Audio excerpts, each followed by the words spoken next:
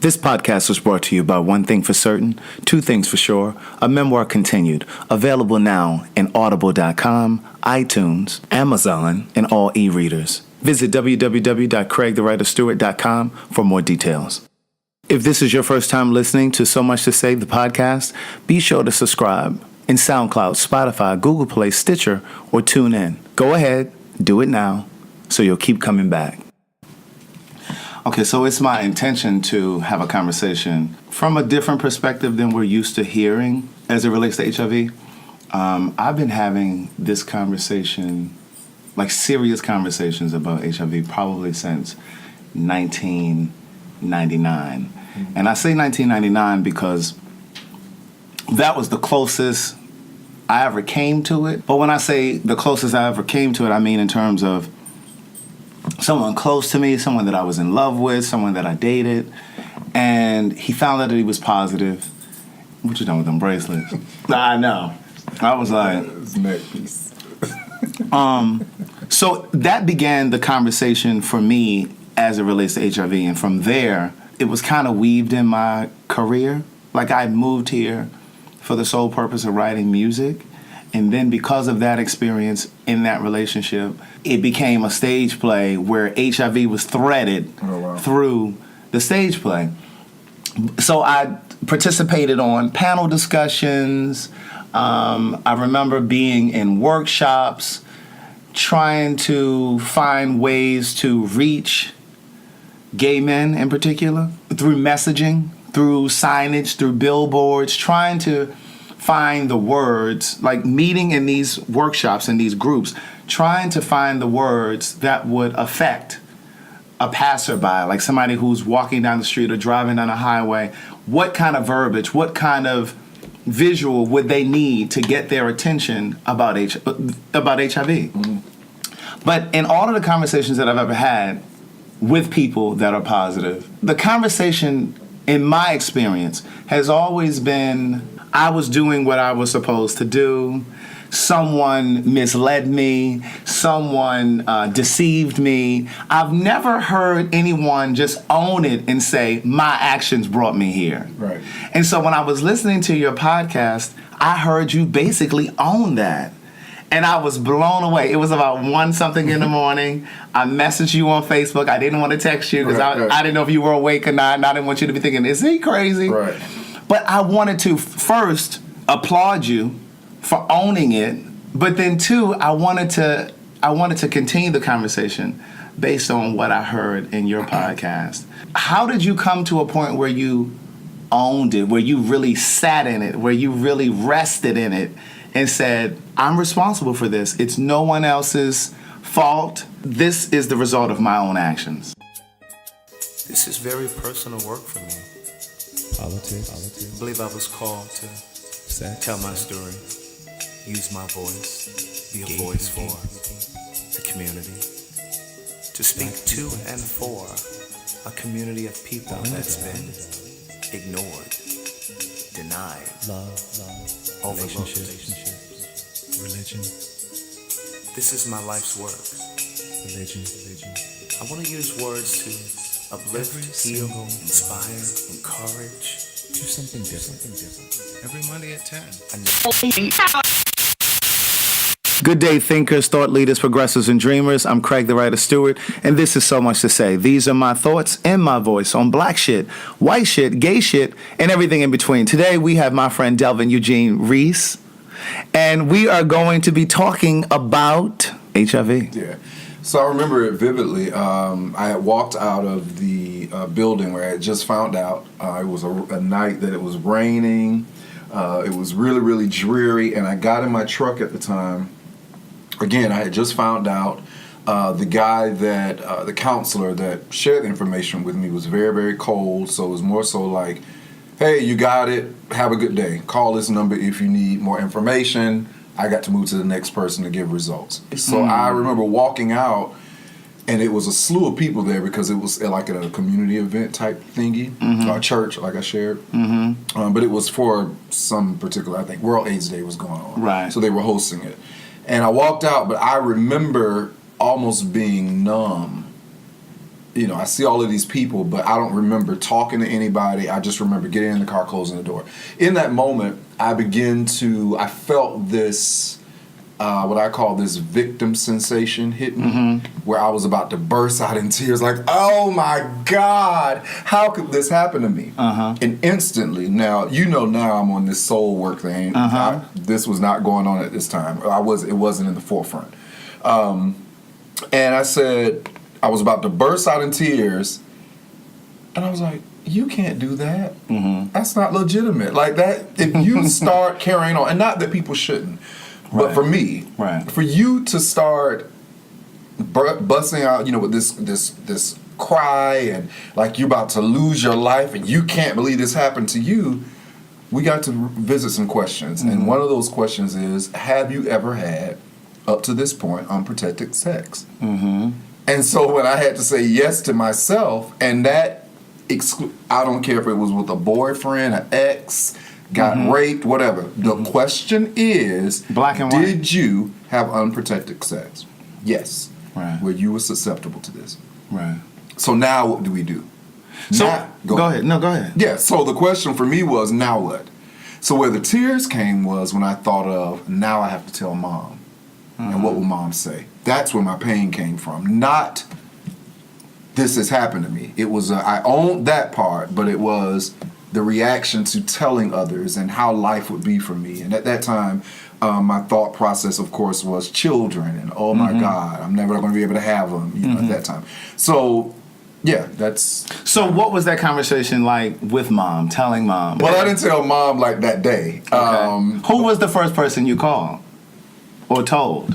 In my family, my sister. One of my Was sisters. that the first phone call? Or the first person? That day I didn't tell anybody. Okay, No. so who was the first person you told? I don't recall. I don't think it was somebody in my family. It was probably just a good friend. Okay, Yeah. and so you told your sister, and what my were your sister, words? I remember that because my whole notion in my mind was, I want to make sure someone knows in the event something happens. Because I'm not intending to tell my mom for a while, if ever. Right. So if something ever happened, my sister who's a nurse, you have the information. If I break down and can't say it in a hospital, you articulate it as to why they need to come. And so what did she say? She was like, okay.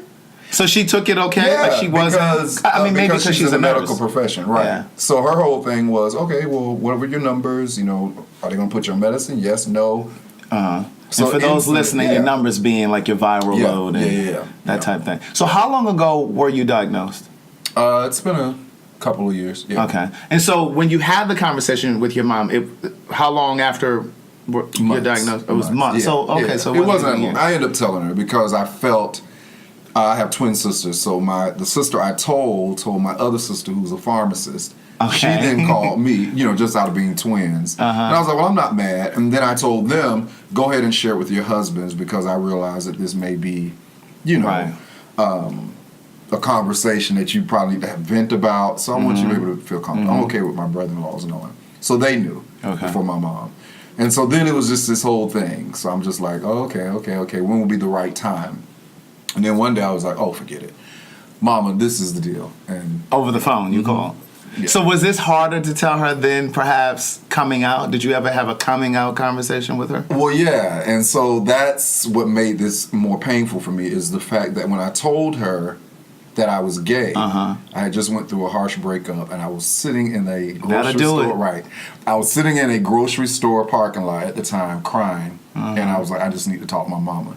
So of course she picks up the phone and I'm crying. And she was like, what is wrong? Like, what is going on? And I'm like, Ma, okay, so I got to tell the story. So the person that I was bringing around saying this is just my friend, we've been dating. And now we're breaking up, So that's kind of how that went. Well, her first question to me when I told her that was, are you sick? Okay. So now put that with this context of me sitting in the car, the first thing I think of is me telling her that now I am. Because, in her time, that, gay was sick. Gay was, you got AIDS. And for the people, the politically correct people, yeah. the politically correct people that are listening, we do understand that just because a person is HIV positive, Absolutely. that doesn't Right. mean that they are sick. Right. And also that we understand that being gay is not necessarily part and parcel of becoming HIV positive. Exactly. Well, go ahead. But I think we also have to acknowledge that that's the thought process. That's for the a lot of thought people. process, exactly, especially for Particularly someone those of that generation. Yeah, that generation. Yeah. So I think that's the pain that a lot of people wrestle with in telling parents, because that's the notion. You automatically, when you tell about being gay, people automatically put you in the same that you have HIV. Or in their day and time, it was no HIV. It was just AIDS. Straight AIDS. Yeah. You know what I mean? And you're on your way out of here. So that's the fear I had. Right. I never really thought about my dad. My dad is a very quiet nature guy. Are they still together? Yeah. Okay. They're very quiet. So I knew he wouldn't act out, you know. My mom is very talkative. And So when you told her, what did she say? she was just kind of blah at the What were your words? What did you say? Did you I don't stall? remember Did you exactly. stutter? No, Did you I think I stammer? was just talking and it just blurted out. Okay. And then I kind of waited, and she kind of paused. She was like, "Really, Delvin? Okay. And then we had a conversation about it. You know, Okay. are you healthy? Are you fine? Right. And I kinda, Did she cry? I don't remember her crying. No. Okay. I did hear later that I guess when she told my father, he cried. Like I never So she had told the him. conversation. Yeah. Okay. Yeah. Did he ever come to you later and say? No. Okay. And it's interesting because I think our stories are always so similar. Yeah. You know what I'm saying? When I told my mom that I was in love, well, I didn't say I was in love, but Right. when I told her I was dating someone, the very first person that I told her about was the same person that I just talked about, who was HIV positive, my experience back in 1999. This podcast is sponsored in part by Words Never Spoken, a memoir by Craig Stewart. That story is in that book. Available on all e-readers, Amazon.com, and www.craigthewriterstewart.com.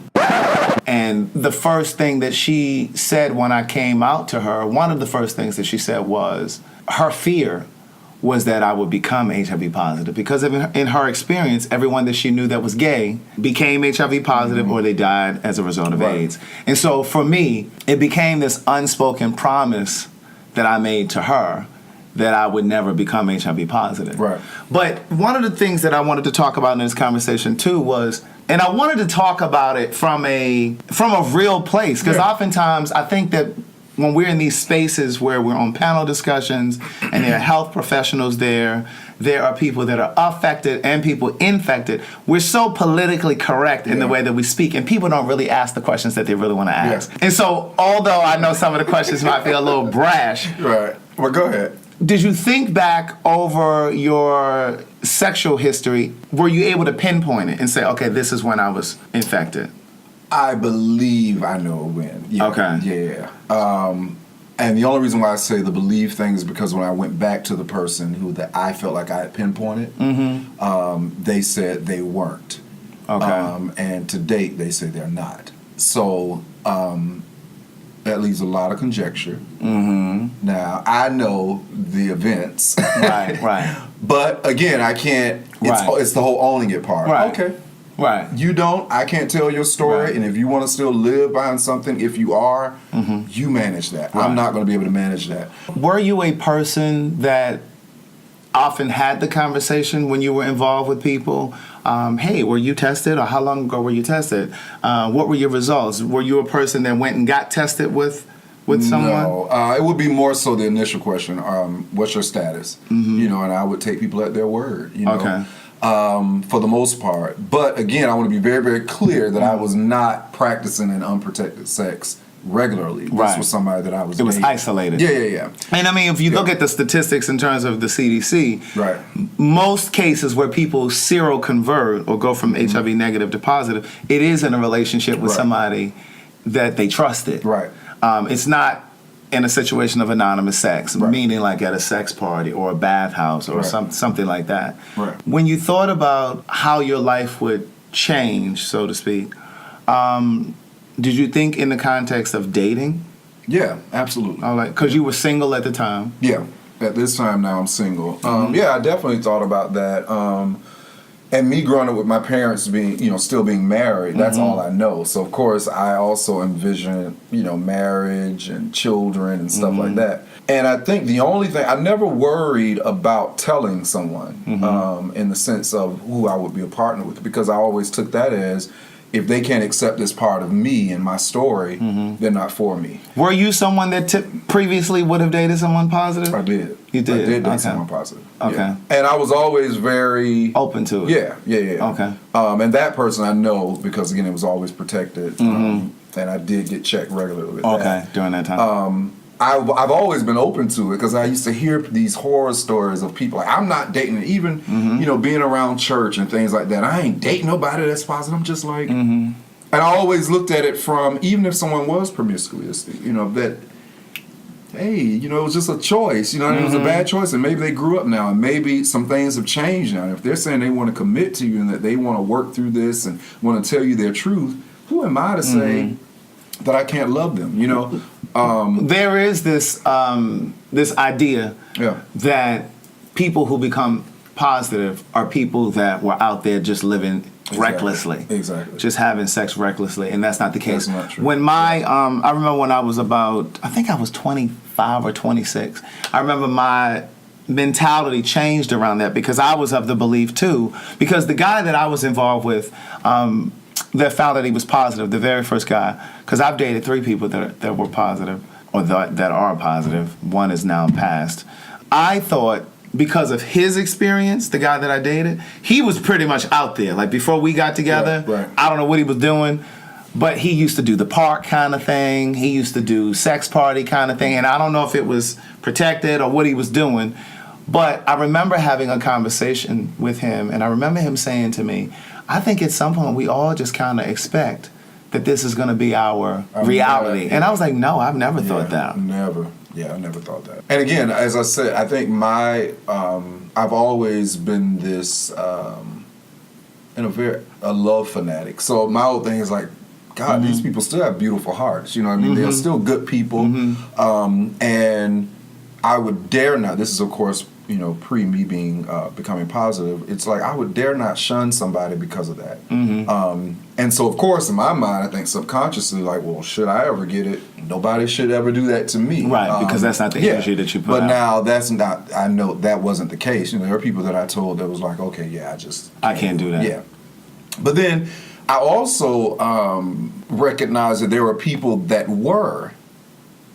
had not come out, that would then say, I can't date you because you are out, and they felt like it draws too much attention to them. Interesting. Yeah. Now, I think that might be a first that I've heard that. So, and I'm leery of people, and I have to be very honest, and I don't know if I'm switching here, but I'm leery of people that are so adamant, I can't date them. Right. Well, if you're educated, you will understand that. So is it that you're not dating them because Exactly. you're afraid of contracting it, or you're not dating them because it's going to bring too much attention to you, and then people will, Exactly. But here's the point that I was going to make. I think my mentality changed during that time that I was dating the very first guy that I dated that was positive, and I was getting ready to do my stage play, and I remember I was auditioning a character. He's no longer here. He passed away. But I was auditioning a character, and I was like, I really want you to do this part. And he was like, okay, let me think about it. And I remember we were sitting, and he said to me that he had just learned that he was positive like months before. And he said, Craig, I was doing everything that I was supposed to do. I was practicing safe sex, and I was involved with someone who told me I was the only one. And he said, I should have known better. He said, and I did know better, but I did something different. That changed my mentality, because I was that person too that was doing everything right, doing everything by the books, always using condoms. I wasn't one that was out in bathhouses. I wasn't one going to the park and going to sex parties. That wasn't my story. Right. And so when he said that, that really turned on a light for me and was like, oh, Craig, you need to recalibrate how you move. Because see, I was always thinking that as long as I'm in a monogamous relationship, Right. quote unquote monogamous, Yeah. then I'm good. Yep. But that really made me step back and think. So how did it make you feel when you, I guess, disclosed to someone in a dating context, and they said, well, no, I can't do it? Well, I want to point out something, if I could, here that for the listener is that I want when I describe this for people to hear the burden that people with HIV carry, specifically in meeting people and dating and just getting to know, because you're left with this space of, I met you today. I know at some point you're going to want to have sex. You know what I mean? And more than likely nowadays it's going to happen before we're in a full relationship. Correct. Okay? So now I'm wrestling with, I just met you. Will you be around? Is this worth the investment of me telling you? Or should I hold it and wait to see where things are going to go? Right. Now, of course, I could hear somebody saying politically, well, if you're going to have sex, tell them. Absolutely right. Right. Totally agree. And I'm speaking from a generic, what I've heard the stories from a lot of people, the struggle is. So for me, it became, all right, when I would just tell them. I got to a point where I was just like, okay, let's just get something, let's cut to the chase. So you would say that's like the first day, first going out? Yeah. For the most part, yeah. If I knew there was a sexual energy there or something like that, I would try to get out as soon as possible, And how many times would a person say, oh, okay, well, I can't do this? Or would they not say it at all and they would just kind of fade to black? For the most part, it was never anything really said. It would just become, oh, we could just be good friends, Yeah. Not necessarily stated. It would just be said, type thing, Interesting. Because, there was this whole criminalization of people that are HIV positive that engage in sex with those that are negative, right, in Georgia at least, and in some of the other states as well. They're trying to reverse that. But I personally believe, and I'm saying this as a person that's HIV negative, right, I believe that the burden belongs to both people involved. Yeah, absolutely. I've never been one to believe that a person that's HIV positive carries more burden than the person that's negative. I think that when you're engaging in sex, it is your responsibility. You have the onus to say, so what is your status? Exactly. Let's go get tested. Let me see your results. Whatever it is that you need to say to protect yourself. Now, what I will say is, if I was a person living with the virus, I don't know if I could have sex with someone without disclosing. Right. But I would also still say that I believe that both people involved should have the conversation, because if you're adult enough, grown enough to have sex, then you should be adult enough to broach the subject of HIV. Yeah, and I totally agree with that. And I totally agree with that. Everybody, you should come in the door asking that question. You should. And even nowadays in relationships, I believe that, if people are not, if they're negative, then there needs to be a periodic, we go get checked together type thing. So would you suggest that a person, because that's my concern. Okay. Because it's like, okay, I'm negative. I would like to remain negative. Right. But if I got into a relationship with someone, the reality is 9 times out of 10, they're gonna, the condoms are gonna be removed from the relationship. Because listen, if we're gonna be completely transparent here, I done fucked quite a bit without a condom. Right. And every instance when those relationships ended, it's just like, Craig, do you realize that could have been a relationship where you could have contracted the virus and that relationship only lasted a year, and your life changes forever because of that year. So it almost makes me paranoid now to think about it. And it's just like, well, do you always have protected sex? And my thing is that a concern that only we in the gay community have? Because I don't think, because the way that the way these cousins and family members of mine having kids with multiple babies' daddies, they don't seem to be worried about HIV. I think it's just a subject, a stigma over the gay community that we're the only ones that have it. Right. Because you do not, I'm sure there's a large population of women that have it. Oh, absolutely. Well, there are, because that was the leading cause of black women ages 29 to 34. But you don't ever hear about these people talking about it. I mean, even on panels, you don't see heterosexual people. Normally, gay persons are representing the HIV voice. Exactly. Yeah. So, I think we're just more concerned with it. And of course, everyone's pushing the message on, oh, that's a gay topic. Yeah, that's a gay we don't even thing. need to discuss that. Yeah. I did a podcast some time ago with Dr. David Malbranch and another gentleman who is negative, and he said that he would not date somebody that's positive. He had been in a marriage. He had dated someone that was positive before.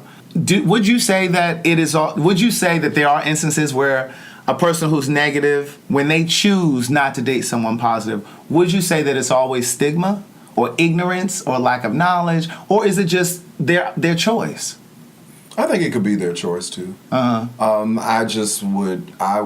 I don't know. I struggle with that though, and I don't know if it's because when I was negative, I felt the same way. I just couldn't imagine meeting someone, really liking them, getting to know them, and like, oh my God, like I feel so connected to them. Right. And they tell me that I'm positive, Right. and I'm like, oh no, forget it. Right.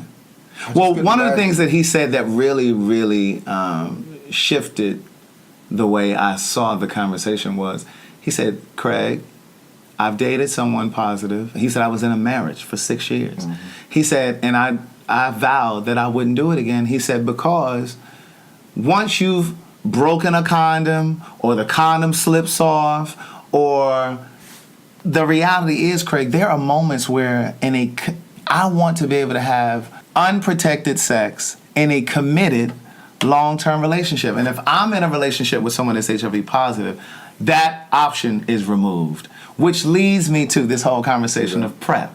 Okay. What would you say to the listeners? And for those who are listening, if you're not familiar with PrEP, PrEP is an HIV drug called Truvada, and it's used for people that are HIV negative. People that are HIV negative are supposed to take this drug, and it's supposed to repel or prevent them from becoming positive should they be exposed to the virus at any point, like if a condom breaks or something like that. But you do have a lot of men, gay men, that are having unprotected sex simply because they're on PrEP. What would you say to them?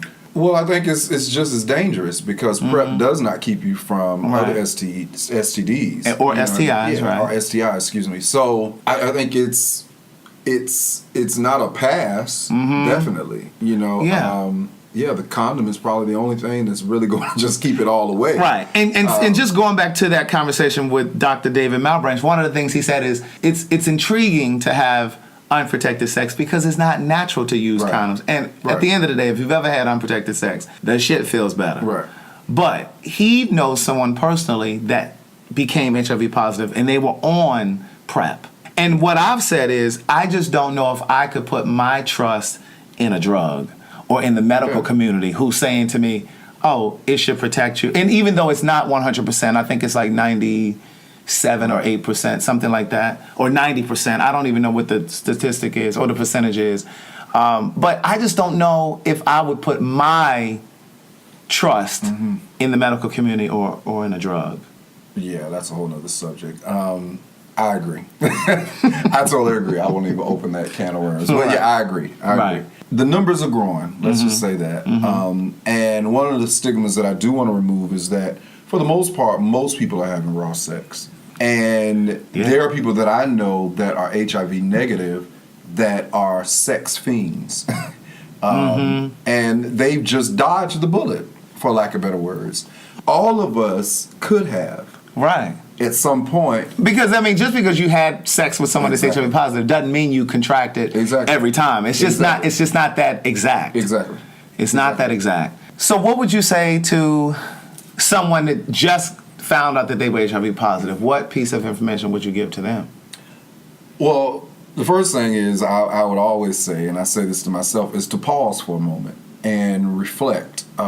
Because I think there is a level of, because of the stigma, there is a level of mental processing that needs to happen. Because I've even described it as, I believe there's probably a trauma, like a PTSD that could happen. Yeah, I'm sure it is. Yeah, I'm sure there is and probably on different levels. On different levels, exactly, right. So for someone like me who met the bullet, unfortunately, but at the same time had unprotected sex before, I hate to say it like this, but we do have to own the responsibility of that. And I think a lot of times what it causes you to do is, when you own that piece of it, it makes it a lot easier to forgive the offender if it was one. Right. Because I have a lot of people, and I've met a lot of people that now are walking around angry with people because it's like, oh, you didn't tell me. Well, now, Going back to what I said, you share the responsibility. Yeah, and they probably told you no, they didn't, and then you decided to go without a condom. And now I don't know what the exact statistic is now, but at one point the statistic was for every one person that knows their status, there are 9 people who don't. Yeah. So perhaps they didn't know that they were positive. Exactly. They may not have even known that they were carrying the virus. Exactly. So again, I would say in that instance, owning it. Now, if you've been taken advantage of and something like that has happened, that's a different, I think, process. But I want to speak to, because that's what I lived, where you had some responsibility in it. Let's remove all of the shades. Let's remove all of the, this notion that this was done to me and this victim mentality, and really own the fact that, I wasn't responsible in that moment. And as a result of me not being responsible, this is not what I have to deal with. And I think it makes you grow up. It makes you acknowledge that, and it makes you kind of shore your shoulders up like, okay, now let's face life and what is to come, and making better decisions and making a commitment that now I'm going to be forthright with those that I, come in contact with. So I remember in that moment in the car, I remember feeling like I grew up in that moment. And I talk about a lot, as I said, about soul work. I think something took place in my soul that day that it was like, okay, you grew up.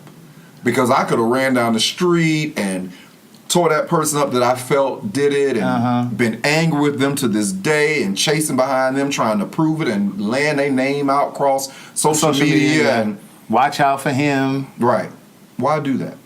Because I still, when you bring it back down to it, I still had responsibility. So how does this status weave into your story? How is this a part of your soul work? How is this a part of your cape? Right. Well, I've always looked at it in this sense. Everything is intentional, I believe. Yeah. So I think what it has done is just added to the story, and that I believe that all of us are on a path. We're on a journey. And so this was a piece of my journey under the sycamore tree, whatever you want to call it, along the way where I had to face something and make a decision. Am I going to become a bitter person from this, or am I going to grow in my soul, realizing and becoming mature and taking responsibility, and now plotting the way from this day forward on how to make better decisions as it relates to my health. And I think what it also did was it made me start respecting my temple more. It brought an awareness that, okay, you got too loose. You know what I mean? Take care of this body you got. Of course, with all the medications now, it sustains life, but it could have been a case where it cut off 10 years of my life. You know what I mean? So we have to think about things like that and think about that in the moment. You know what I mean? Before we have a drink or before we just go right in and like, ooh, I'm just horny or whatever the case may be. No, think about the future. Really consider the future. And take responsibility for the decisions you're making today, because it may alter what is to come. So how did the medication change you physically? Did you notice a change in your body? Or? Well, I always say that, and this is one of the guys that I dated, the one guy that I dated that I knew that was positive. He put this in my head, so this may or may not be true, but so I feel this way now. But I always feel like you can kind of tell by looking at people's skin. And he taught me. You know why this is funny? This is funny, and again, for all of the politically correct people, I wanted to have a really unconventional conversation, because I have been around the conversation for so long. I've talked to medical professionals. I've written plays about it. So I was talking to pharmaceutical companies. I know the side effects of medications and things like that, and that was one of the things that I would. So to his point, there are instances where I can tell, and that does not mean that there aren't people that you cannot tell. Right, absolutely. But in every instance where I thought it, I was always right. Now, there have been instances where there have been people that were positive that I never even considered. But in every instance where I thought it, because it's the skin. Sometimes it's the fingernails get really dark. Like, it's just different things that you can tell. Where back in the day, when all there was AZT, the drug, the hair got really fine. But there was this medication formerly called Crixivan, and it gave like this square torso area, so they called it a Crixivan belly. So it was just certain things, and then the the fatty tissue in your body, like in your cheeks and your face or your butt, would sometimes redeposit to other areas of your body. Yeah. So there were ways that you could tell. But the face of HIV in 2018 is just as clear as mine. Yeah. Yeah, so for me to answer your question, I guess. So you think you can see it in your skin? When I look in the mirror, I'm like, I can see a little bit of difference. No, in all seriousness, I would not have thought that you were positive. Really? That's why the fuck I emailed you at 1 something in the morning, because it blew me away. I was like, what? He positive? Yeah. So not only did I want to have the conversation, but I was blown away. Yeah. I was just like, wow, and I could not. I was so, I guess, proud of you for being so open. Like, how did you become so open? Well, to talk about it? I'm glad you asked it like that, because I think what happened to me in that car today is I grew up for what was going to happen sometime exponentially. Later. Yeah, I grew up within, and this is why I think it's very important that we do deal with the heart of this matter. That if you've been offended, if someone has done this to you, that you really got to, if you got it the way I did, where you knew what was going on, or you had unprotected sex, let me say it like that, that you have to take that responsibility, because I think in that moment what it did was it freed me. It freed you. Yeah. So although I hadn't told anyone, I was free that if someone found out, or if I did tell you them, had already liberated I was yourself. Fine. Yeah. Now, what brought about me sharing it on my podcast was this whole situation happened, and someone decided that in their anger that they were going to tell my business. Because at this point, people that were close to me knew. Oh, so somebody was going to quote-unquote out So you. they did it on social media. They posted it on social media? Oh, yeah, this has been going on for some time. So, yeah, they posted that information with a very dear friend of mine, posted his, all of that, yeah. And so... Oh, wow. Yeah, so all of that happened, and... You know you could probably sue him. Yeah, I'm on my way. Oh, okay, yeah. Just waiting for some more seeds. Well, it's still, I assume who it is, but still waiting on some things to drop. Because one of the things about people is that they'll drop the ball after a while. But still, I like to say, and I had already made up in my mind, and I told my mom, I didn't say this part, I told my mom, because she was worried about what if the church people find out back at her church. And I'm like, Mom, I don't care. But I understand, what's going on with you.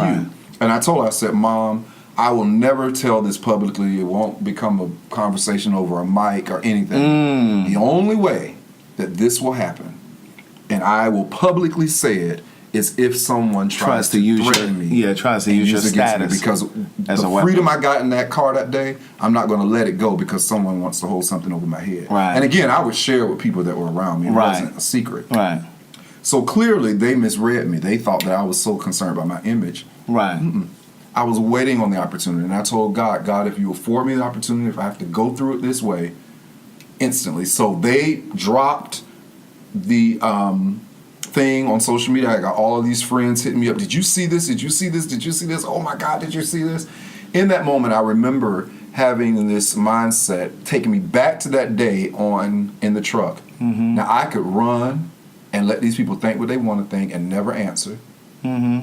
Which will then put me back in a type of bondage. Yeah. Or I can own it again. In that moment, I went and got my podcast, and within an hour, they dropped it. I did a podcast, the one you heard, it was very real. Yeah. I dropped it. Boom. This is my story. I'm going to tell it myself. And that's how it came about. Wow. And what's so interesting about it is that the people that dropped it, I'm certain, and I'll stop there, that they are. So again, it was this soul work for me that I could take the route of denied and call you out because I know yours, as well, or take the persecution and just own it, but share my story and live free. Wow. Yeah, because time will catch up with them. Well, I appreciate you sharing your story here. Yeah. I really do. This is Delvin Eugene, and your podcast is The Mend Lifestyle, MEND Lifestyle, and it's called the Village People Podcast. And it's available in Apple Podcast and what's the other one? Google Play. Yep. All right. Well, thank you for being here. I really appreciate you sharing your story. I really, really do, friend. Pleasure. Thank you for listening. Again, if this is your very first time tuning in to So Much to Say, please be sure to subscribe. We're available in Apple Podcast, SoundCloud, Spotify, Google Play, Stitcher, TuneIn, YouTube, wherever you listen to a podcast. We're here each and every Monday with new content. We drop a new podcast at 10 a.m. Eastern Standard Time. The show is archived. You do not have to listen live. Be safe. Keep loving yourself.